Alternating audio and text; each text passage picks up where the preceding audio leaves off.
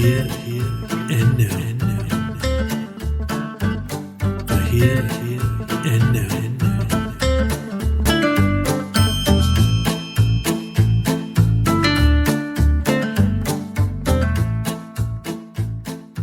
Welcome to this episode of the Here and Now podcast. The Here and Now began as a sounding board for my thoughts on navigating life, and it is only natural that I continue this theme here in the podcast space. Far from being a how-to, this episode and future episodes which will continue the theme aim only to present and discuss various ideas, methods and attitudes which others have shared as their ways of understanding and navigating life. The cliche goes, life is precious. Yet for most of us it is a struggle, and I'd be lying if there weren't times when I didn't wonder if it was all too hard. Indeed, tragically, I've known several friends who came to that exact conclusion. So if we can agree that life is tough, then it makes sense to look for ways that we can make it a bit easier. I think it would be wrong to think that others are not suffering. Outward appearances, a social media presence, and the perceptions created may hide the fact that we are all battling our own insecurities and demons. Perhaps this is most true for those who appear to have everything under control. So to navigate through life successfully is to identify not the things that make us different, but the things that we have in common, our humanity. That is the target for many self-help books which attempt to focus our scattered thoughts on key ideas which ground us in the reality that we are all in this together. I'd like to start from a fairly light perspective and consider Mark Manson's recent bestseller, The Subtle Art of Not Giving a Fuck. Manson describes his book as follows. I believe that today we are facing a psychological epidemic, one in which people no longer realize it's okay for things to suck sometimes. The idea of not giving a fuck is a simple way of reorientating our expectations of life and choosing what is important and what is not. This book will turn your pain into a tool, your trauma into power, and your problems into slightly better problems. That is real progress. Think of it as a guide to suffering and how to do it better, more meaningfully, with more compassion and more humility. It is a book about moving lightly despite your heavy burdens, resting easier, with your greatest fears, laughing at your tears as you cry them. This book will not teach you how to gain or achieve, but rather how to lose and let go. It will teach you to take inventory of your life and scrub out all but the most important items. It will teach you to close your eyes and trust that you can fall backwards and still be okay. It will teach you to give fewer fucks, and it will teach you not to try. Manson is all about accepting that life is hard, but that's okay. He says, pain is an inextricable thread in the fabric of life, and to tear it out is not only impossible, but destructive. Attempting to tear it out unravels everything else with it. To try to avoid pain is to give too many fucks about pain. In contrast, if you're able not to give a fuck about pain, you become unstoppable. And this echoes one of the Four Noble Truths of Buddhism. It may come as a surprise to you to learn that the happy smiling Buddha, the notion of peace and tranquility and burning incense we associate with a religion, is actually a lot about pain and suffering. The first noble truth states that suffering and dissatisfaction exist as a constant in life. In fact, it is like the default setting for all of us. We are constantly either too hot or too cold, hungry, full, tired, stressed, anxious. Really, we're just a bunch of miserable assholes just looking for someone to complain to about something. Manson says, accept the truth, deal with it, and focus instead on the things you can control. And there aren't many, but perhaps the most significant one, which influences a lot of other things, is our attitude. Now that may sound like a cliche, but if you begin to operationalize it, that is, to describe it in meaningful terms, then you can start to see what he means. So take this example. List 3 values to describe yourself. Analyze them, and let's see if you have any control. I'll choose a few here. 1. Conscientiousness. Yes, I can control how hard I work, how much I focus, and how much attention I put into things. 2. Honesty. Yes, I can control whether I'm honest or not. 3. Popularity. No, I can't control what others think of me, or whether they like me or how popular I am. I should let this one go. Next, it's about accepting that life is hard, but that's actually one of the best bits about it. Through hard work comes reward, and eventually contentment. We don't fully appreciate that which we didn't bleed and sweat for. But if you want to sabotage your sense of life satisfaction, go ahead and compare yourself to others. There will always be someone better at everything than you, someone faster, fitter, more disciplined, smarter, wealthier, someone with a bigger house, you name it. Now those people may inspire us, but if you constantly compare yourself to others, you will always be disappointed. You have to set your own bar. No one knows what it's like to be you, what inner battles and challenges you face. Conquering a goal may be immense for you, but nothing to someone else. But does that take away from your achievement? Of course not. So stop comparing yourself to others. Compare instead yourself to who you were yesterday and decide who you want to be tomorrow, and then make a plan to get there. There is an interesting phenomenon which you may know of as the midlife crisis. But that is just one aspect of a natural flow of life satisfaction that we all have to some degree. This flow is known as the life satisfaction U-curve, and it was actually economists and social scientists who identified it. Picture a graph that has a curve that resembles, ironically, a smile. Running along the bottom on the x-axis is age, and up the side on the y-axis is happiness. When we are young, we are full of life, hope, optimism. Our whole life is ahead of us. We have few responsibilities. Our health was never going to be better. We have our whole life at our feet. If we answer a few questions about how happy we are, the results are generally right up there. Yet, as we get older, we finish our studies and we may become established in a career and climb the ladder. We may eventually get married and have children and do all of the things that are expected of adults. But eventually, we begin to realize that we didn't do a lot of the things we thought we would. Life just became a little too convenient. We stopped taking risks. Responsibilities meant we had to take the safer options and slowly give up on our dreams. In fact, our lives are actually quite stressful. We have employees to manage, we have a mortgage to pay, matters of public interest and politics concern us, and we worry about the future for our children, climate change, all of that stuff. We wake up one day in midlife and realize that despite being comfortable, we're actually not satisfied, and we're certainly not happy. And this is the midlife crisis. But as we age further, we see our children grow up, and maybe we have grandchildren to dote on. We accept our lot in life, and we appreciate how lucky we have been. Yes, we have suffered through ill health and tragedy. We may have lost friends and loved ones. We've made mistakes. We've lost money. But after all of that, we come to realize what is truly important in life. Relationships, family, honesty, the values that make us human. We realize there are certain things, and perhaps most things, that we can't do anything about. A lot of life just happens, but we know we can deal with it. As we get older still, our health declines, but we take the same questionnaire and reflect on our life and find we are content. We are happy after all, and so the happiness curve climbs again, and then we move on from the world. Well, that's the gist of it anyway. Now, Jonathan Rauch, he's a writer who wrote a lengthy tome on the life satisfaction U-curve, and he titled it The Happiness Curve. It's not really a book for young people. It's written by someone in middle age for others who are struggling to come to terms with their own midlife crises. But it is helpful to learn that there is actually a path we are on emotionally, a certain momentum to how we feel about life, and that can be explained by some quite straightforward and pragmatic elements. Rauch says, first, midlife slump, he prefers not to call it a crisis, is completely normal and natural, like teething or adolescence. It is a healthy, if sometimes painful, transition, and it serves a purpose by equipping you for a new stage of life. You may feel dissatisfied, but you don't need to feel too worried about being dissatisfied. Second, the post-midlife upturn is no mere transient change in mood. It is a change in our values and sources of satisfaction, a change in who we are.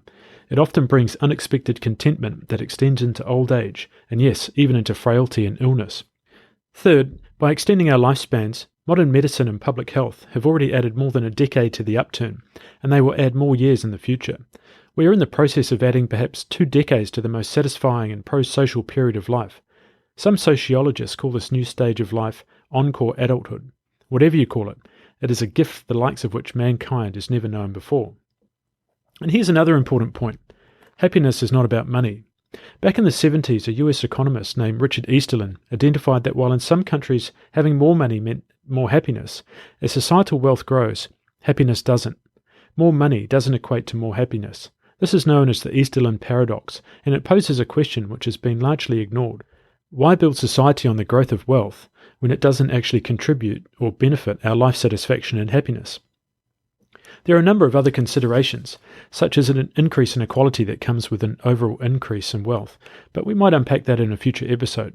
For now, let's continue on the happiness curve.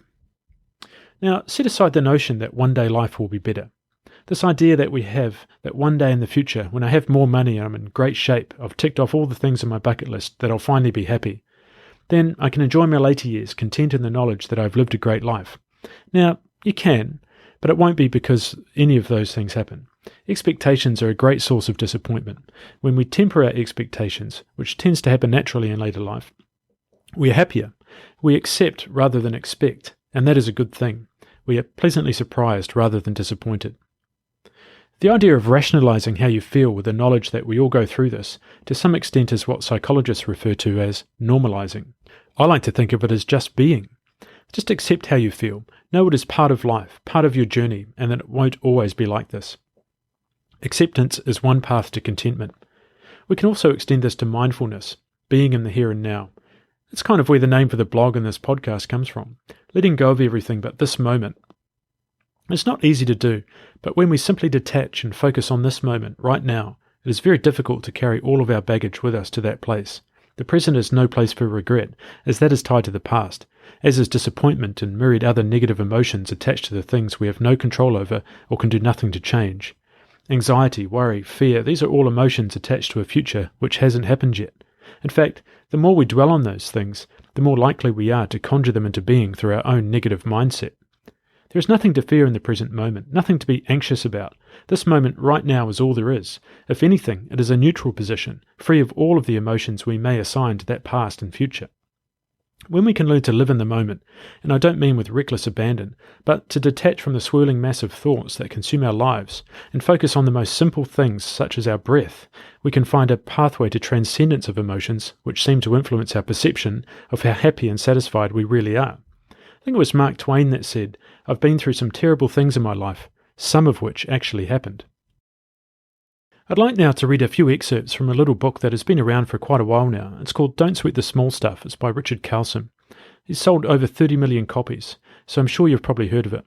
Carlson was a psychologist turned author who specialised in helping people reduce stress and increase happiness in their lives. He wrote about 20 books, but this one is what he is most well known for. So the first one is number 12 from his book. It's called Let Others Be Right Most of the Time.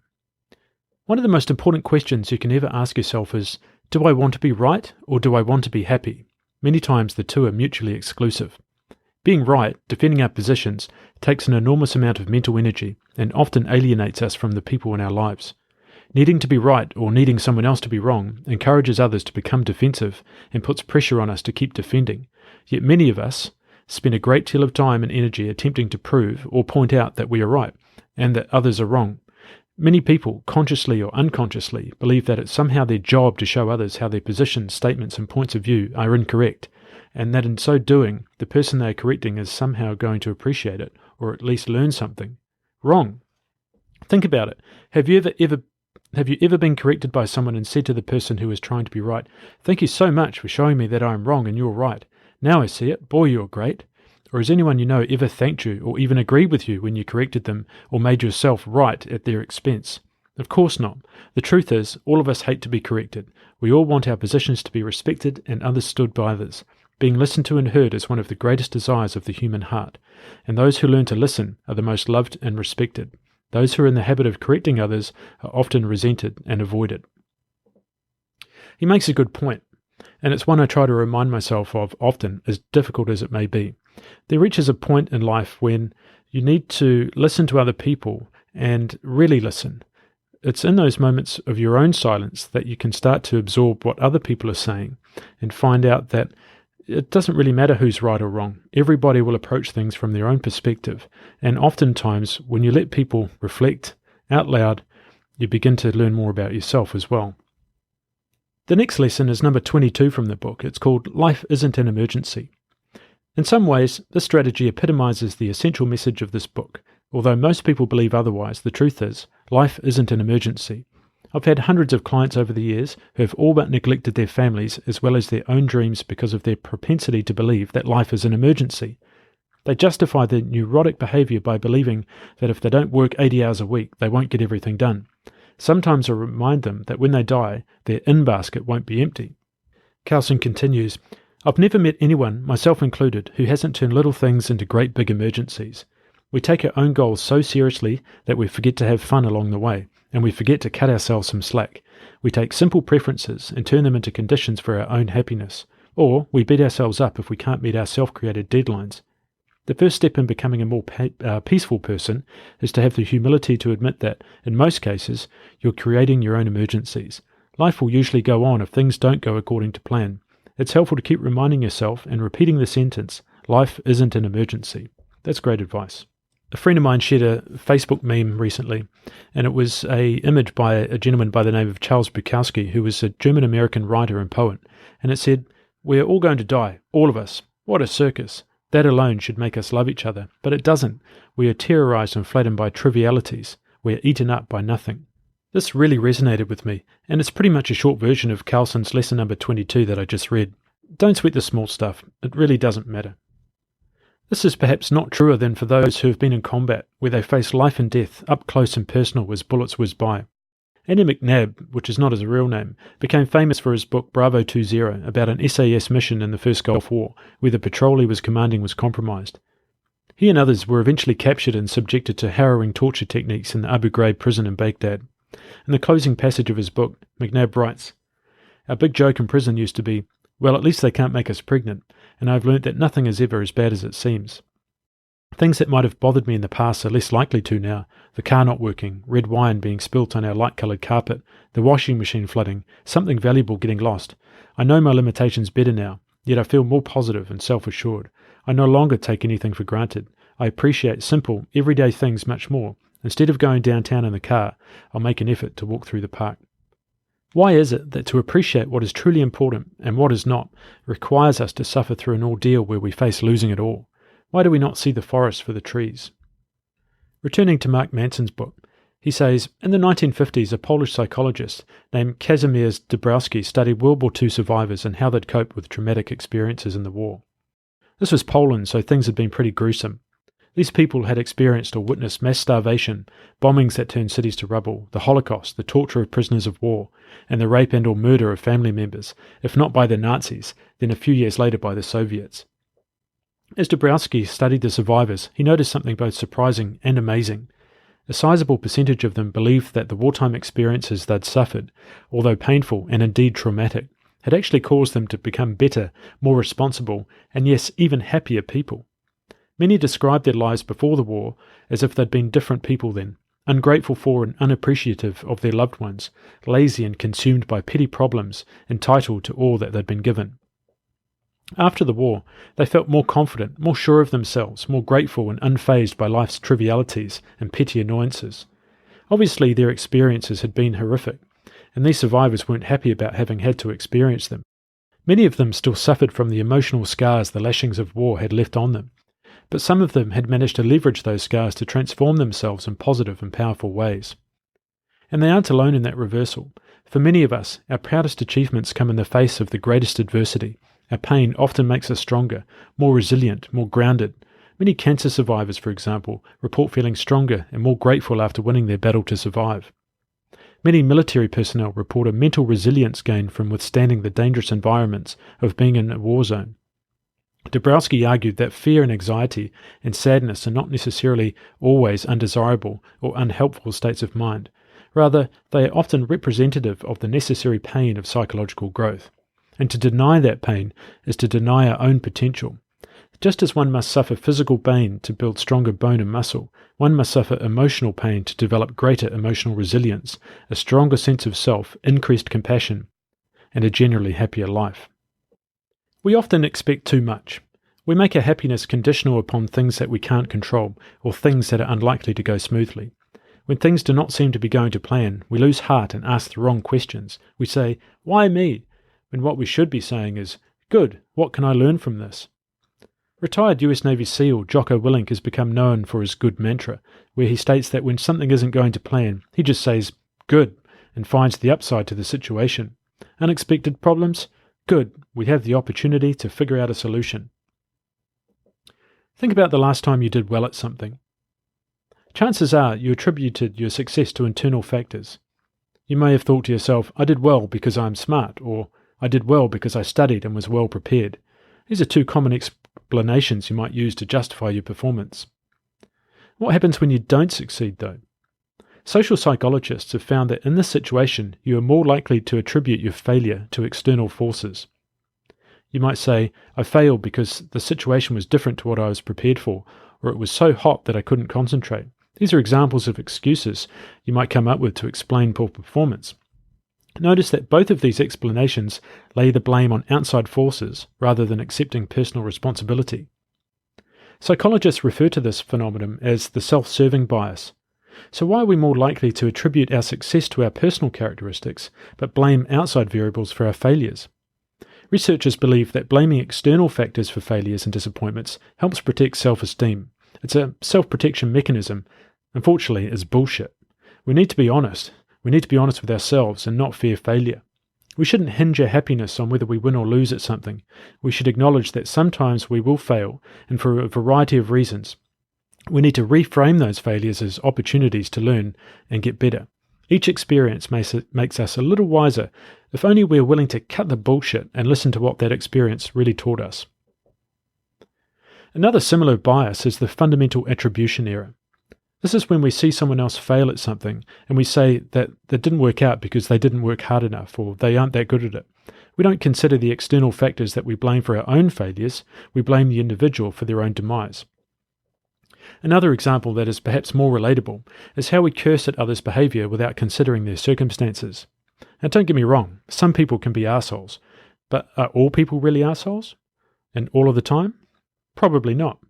When you're in a queue and someone pushes ahead, or someone bumps into you, or cuts you off in traffic, when someone snaps at you, all of those times when you felt like some person was an asshole to you, how often do you stop and think about what might be happening in that person's life at that moment to make them behave that way? What other factors could be contributing to their behaviour? When it's you that has to push ahead because you're late, do you think the other people waiting think to themselves, this person is in a hurry, but they're probably a good person, so they must have some really good reasons for behaving this way? Or do they just think, that guy's an asshole? I think we all know the answer. Having a little compassion when you feel mistreated may make you a little bit nicer to others when you are having a bad day, and that could help to not only make you happier, but others as well. I'd like to finish this episode by tying some of these concepts together. When I was a kid, I used to worry a bit about all the things that could go wrong, mainly natural disasters and car accidents, things like that. But I figured that nothing you think about ever really happens, so if I thought about all the bad things that could happen, then I would be essentially stopping them from happening. Because if they did happen, that would mean I was psychic, and that's bullshit. Now, I didn't want to be surprised, so the best way I could think of to avoid that was to think of everything. That way, nothing would ever be a surprise, and therefore nothing bad would happen. Obviously, that is a naive way of thinking. Bad things do happen. They happen all the time, and there is value in worrying a little about some things. That's why we have insurance, after all. But I think that an underlying level of concern about what could go wrong is still with me. I'm not a risk taker by nature. I just sit back from the edge, happy to watch others take the plunge. But I have found that when I do take risks, calculated risks mind you, I've found out what I'm really capable of, and there is a sense of reward and satisfaction that comes with that. Stepping outside of your comfort zone is where a lot of joy lies. That is going to be different for everyone, as we all have different levels of tolerance of risk and opportunities for exposure to stressful situations. Like I mentioned, don't bother comparing yourself to others. Let them inspire you, not crush your spirit. Life is to be lived, so rather than be a Walter Mitty living vicariously through others, why not push yourself and take on challenges that scare you?